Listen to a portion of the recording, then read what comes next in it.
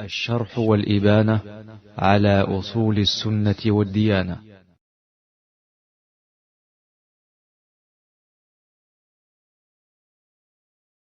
الحمد لله رب العالمين والصلاة والسلام على أشرف الأنبياء والمرسلين نبينا Mohammed wa ala alihi wa sahbihi ajma'in.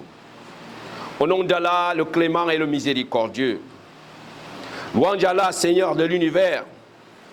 C'est lui qui a illuminé les âmes douées de sagesse et a éclairé les esprits intelligents et a donné vie et espérance au cœur des monothéistes imbus de piété. Il a élevé les croyants par la science utile et les œuvres de bien, le bon sens et la clairvoyance. Il a créé dans une goutte d'eau l'espèce humaine et l'a façonné pour lui vouer à lui seul le culte pur. Il a parfait la création de l'homme. Il a anobli avec la science et la compréhension et a élevé son degré par la piété, l'obéissance, la soumission dans une totale dévotion. Il a envoyé ses messagers avec la guidée et la religion de la droiture pour annoncer la victoire aux croyants et avertir les mécréants d'un châtiment douloureux. Il a fait descendre des livres avec des preuves claires et évidentes afin de guider les croyants et leur donner paix et tranquillité ici-bas avant l'au-delà. Quant aux mécréants, rebelles, pervers, falsificateurs, l'enfer leur suffit et quelle mauvaise destination. J'atteste qu'il n'y a point de divinité digne d'une quelconque forme d'adoration sauf à la seule. Et j'atteste que Mohammed sallallahu alayhi wa sallam est son envoyé et son messager. Allahu Azza wa Jal l'a envoyé à l'approche de la fin du monde, annonciateur et avertisseur, avec la religion de la droiture et la guider afin d'élever, sortir les êtres humains de l'obscurité des ténèbres, de la mécréance vers la foi, et de les sortir de l'obscurité de l'ignorance vers la connaissance utile, et leur donner le bien d'ici-bas avant de celui de l'au-delà. Allah Azza wa Jal dit, sache qu'il n'y a point de divinité sauf Allah. Allah Azza wa Jal nous ordonne ici de le connaître. Les ulama ont dit, Ilam annahu la ilaha illallah, c'est-à-dire il faut chercher à connaître. Il faut chercher la connaissance de la ilaha illallah. Car Allah Azza wa Jal, il nous informe qu'il n'y a point de communauté dans laquelle il n'a pas envoyé un messager. Afin qu'il dise à son peuple, abandonnez l'idolâtrie et adorez Allah seul qui vous a créé. Et Allah Azza wa Jal n'a envoyé aucun messager sans lui donner cet ordre-là. Tous les messagers ont commencé leur da'wah en disant à leur peuple, Koulou la ilaha illallah. Le messager d'Allah sallallahu alayhi wa sallam l'a fait. Alors, sur la montagne de Safa, quand il a appelé les Quraysh, il leur a dit, venez, ils sont venus.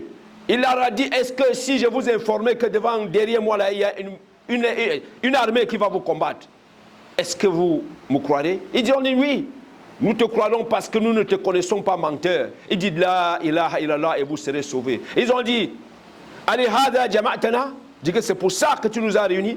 Tu nous as réunis pour nous demander d'abandonner les divinités de nos parents et de te suivre dans une seule divinité. Il dit que ça c'est étrange ce que tu es venu avec. Et c'est ainsi. Le tawhid n'est jamais arrivé dans une communauté sans que les gens trouvent ça étrange. Parce que le tawhid vient pour enlever du cœur des gens l'attachement aux idoles, l'attachement aux créatures. Et comme vous savez, le shirk, il y a toujours les profiteurs pour le shirk. Et ce sont ces gens-là qui sont les plus grands combattants des gens du tawhid. Pourquoi? Parce que vous venez comme ça là pour leur enlever le mérite, les grandeurs, les positions que le shirk leur a données. J'atteste qu'il a transmis son message. Il a clairement transmis son message et a accompli sa mission jusqu'à laisser l'humanité sur une lumière claire le jour comme de nuit. Que la paix et le salut d'Allah soient sur lui, ainsi que sur ses compagnons et sa famille, et toute personne qui a adopté sa tradition et a suivi sa voie et s'est imprégné de son modèle et s'y est cramponné à marcher sur ses pas jusqu'au jour de la résurrection et de la rétribution. Chers frères, ô âmes pures et de cœur saint, aux esprits éclairés et doués d'intelligence, renouvelez votre foi dans l'observation et la méditation sur les signes d'Allah, car Allah le Très-Haut a dit, ô les croyants, soyez fermes dans votre foi en Allah, ayant son messager et au livre qu'il a fait descendre sur son messager. Et Allah a dit, voici un livre béni que nous avons fait descendre vers toi afin qu'il médite sur ces versets et que les doués d'intelligence y réfléchissent. Et il continue en disant, en vérité, dans la création des cieux et de la terre, l'alternance de la nuit et du jour, il y a un signe pour les doués d'intelligence. Chers frères musulmans, Allah Azza wa Jal continue en disant, nous leur montrerons nos signes dans l'univers et en eux-mêmes jusqu'à ce qu'il leur soit évident que ceci est la vérité, que ce Coran est la vérité. Certes, les cieux et la terre n'ont été créés que pour guider et conduire l'humanité à l'unicité d'Allah. Les lois, les principes, les règles n'ont été établies que pour concrétiser la connaissance qu'il n'y a point de divinité qui mérite d'être adorée sauf Allah seul. Les obligations n'ont été imposées que pour rendre effectif la soumission et l'obéissance totale à l'unique divinité qui mérite d'être adorée, qui est Allah Azza wa Jal. Les épées ne sont sorties de leur fourreau pour le djihad que pour la religion de la droiture et que le culte pur soit réservé à Allah Azza wa Jal seul.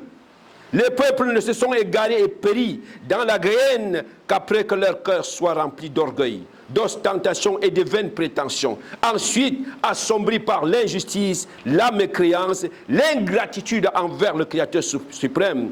Et lorsqu'on leur dit de proclamer la grandeur d'Allah Azza wa Jal, ils disent, il a réuni toutes les divinités en une seule. Ça, c'est quelque chose d'étrange. Réduira-t-il les divinités en un seul Dieu? Quelle étrange chose! Chers frères musulmans, proclamez l'unicité d'Allah Azza wa Jal avec foi et vérité et sincérité. Car cette attestation ne peut servir à rien si elle est souillée par la mécréance, les innovations, et elle a moins d'impact lorsqu'elle est souillée par les péchés. Allah Azza wa Jal dit, ceux qui prennent pour alliés les mécréants et ceux qui prennent pour alliés les mécréants, cherchent-ils auprès des mécréants pouvoir et puissance? En vérité, la puissance appartient à Allah Azza wa Jal.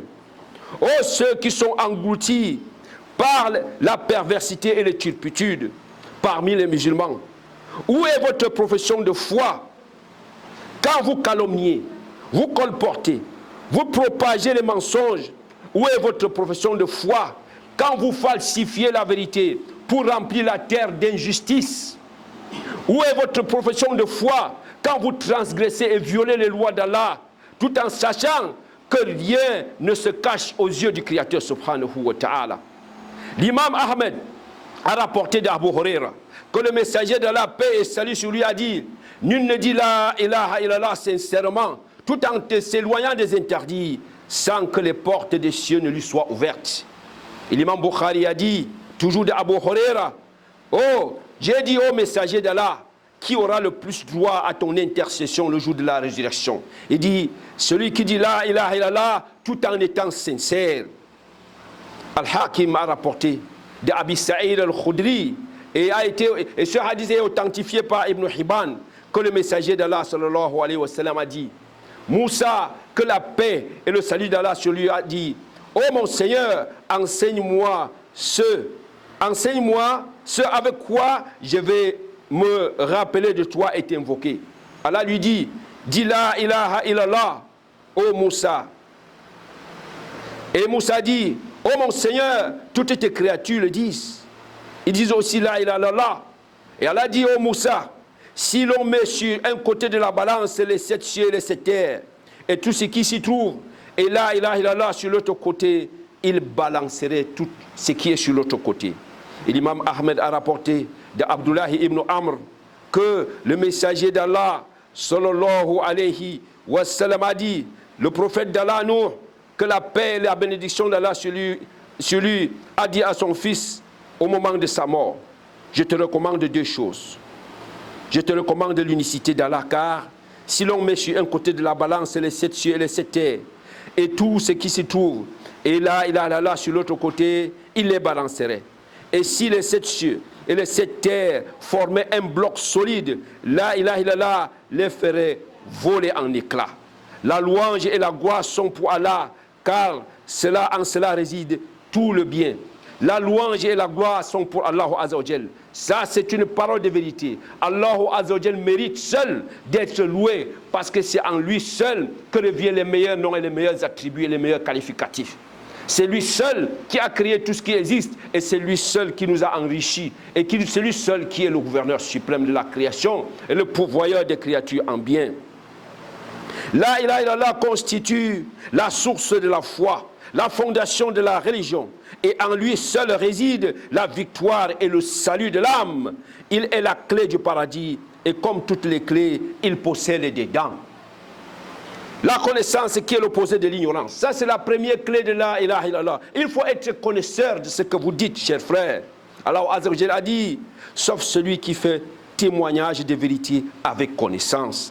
C'est-à-dire que son attestation, que la ilaha illallah correspond à ce qui est dans son cœur, que ce ne soit pas une parole prononcée du bout des lèvres, sans qu'il n'y ait aucune trace de cela dans le cœur. Allah l'exalté a dit, Allah atteste, et aussi les anges ainsi que les doués de science, et avec justice, qu'il n'y a point de divinité à part lui, point de divinité à part lui, le puissant et le sage. La deuxième condition, c'est la certitude qui est l'opposé du doute. C'est-à-dire que celui qui atteste doit avoir la parfaite certitude du sens de la ilaha illallah, car Allah Azza wa Jalla a dit, certes, les croyants sont ceux-là qui ont cru en Allah et son messager et n'ont point douté. Ensuite, ont combattu sur le sentier d'Allah avec leurs biens et leurs personnes, et c'est ceux-là les véridiques.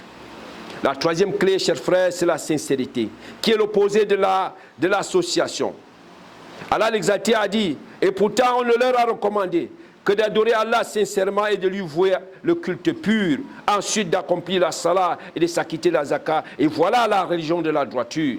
Allah Azza wa Jal continue en disant, adore donc Allah et sois sincère et vous lui un culte pur. Le messager d'Allah, sallallahu alayhi wa sallam, a dit, j'atteste qu'il n'y a point de divinité à part Allah et que je suis le messager d'Allah. Personne ne rencontre Allah avec ceci sans entrer dans le paradis. Il y a l'acceptation qui est l'opposé du refus. C'est-à-dire Allah Azza wa Jal a dit, et c'est ainsi que nous n'avons envoyé avant toi, ni avant toi d'avertisseurs dans une cité sans que les aisés ne disent nous avons trouvé nos ancêtres sur une religion et nous suivons leurs pas. Dis, même si je vous viens avec une meilleure direction que celle de vos ancêtres, et dire nous ne croyons pas au message avec lequel vous avez été envoyés. Il faut rappeler ici, chers frères, ceux qui disent ça sont les aisés. Les gens qui sont assis sur le trône, les gens qui sont les propriétaires des biens, c'est eux les premiers à dire non, nous n'acceptons pas cela, parce qu'ils vivent aux dépens des gens qui les écoutent. C'est pour cela que quand la vérité arrive, ils sont les premiers à combattre la vérité, parce qu'ils ne veulent pas abandonner leur position. C'est pour cela que celui qui tient la ilaha illallah avec sa preuve, il ne doit pas la laisser pour suivre les gens égarés, même si leur nombre, quel que soit leur nombre, et quel que soit ce qu'ils possèdent. Il y a le suivisme qui est l'opposé de l'abandon. Allah l'exalté a dit, revenez et suivez votre Seigneur et soumettez-vous à lui. Et il a dit, qui est meilleur en religion que celui qui soumet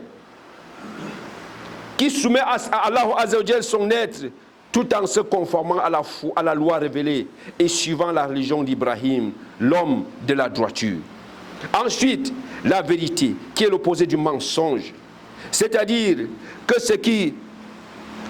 celui qui dit que ce que dit la langue soit conforme à ce qui est dans le cœur.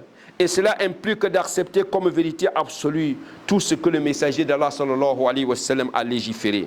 Il y a l'amour, l'opposé de la haine, c'est-à-dire aimer et remplir les obligations religieuses et détester la violation des interdits et de ce que Allah Azza wa Jal a interdit. Allah l'exalté a dit, si vous aimez Allah, suivez-moi, alors Allah vous aimera et pardonnera vos péchés. Quant à ceux qui transgressent et s'opposent aux ordres d'Allah Azza wa Jal, il dit, ils souhaitent vous voir me croire comme ils ont mécru pour que vous soyez semblables. N'adoptez donc pas des alliés parmi eux jusqu'à ce qu'ils suivent la voie tracée par Allah Azza wa Jal. Allah Azza wa Jalla dit ceci: quiconque viendra avec le bien aura bien mieux, et ce jour-là ils seront à l'abri de tout effroi. Et quiconque viendra avec le mal, alors ils seront culbutés dans le feu de l'enfer. N'êtes-vous pas uniquement rétribués selon ce que vous avez apporté? Chers frères musulmans, Allah Azza wa Jalla nous ordonne d'être sincères dans notre religion. Il a dit, subhanahu wa ta'ala, ya ayyuhalladhina amanu, udkhulu fi silmi kafa, entrez dans la religion entièrement, adoptez toutes les branches de la religion. Ne prenez pas dans la religion ce qui vous correspond et abandonnez ce qui ne correspond pas à vos passions. Si la religion devait suivre les passions des gens, elle aurait disparu depuis, comme la religion des juifs et des chrétiens suit les passions. Et elle est devenue une punition pour les êtres humains sur la terre. Nous demandons alors à Azza wa Jalla de nous guider vers la vérité et de nous aider à accepter cette vérité et à travailler avec. Qu'il fasse de nous ceux-là qui entendent la parole et qui la suivent et qui l'acceptent. Rabbana atina fid dunya hasana wa fil akhirati hasanatan wa qina adhaban nar. ربنا لا تزغ قلوبنا بعد إذ هديتنا وهب لنا من لدنك رحمة إنك أنت الوهاب. اللهم صل على محمد وعلى آل محمد كما صليت على إبراهيم وعلى آل إبراهيم وبارك على محمد وعلى آل محمد كما باركت على إبراهيم وعلى آل إبراهيم في العالمين إنك حميد مجيد. قوموا إلى صلاتكم يرحمكم الله. الشرح والإبانة على أصول السنة والديانة.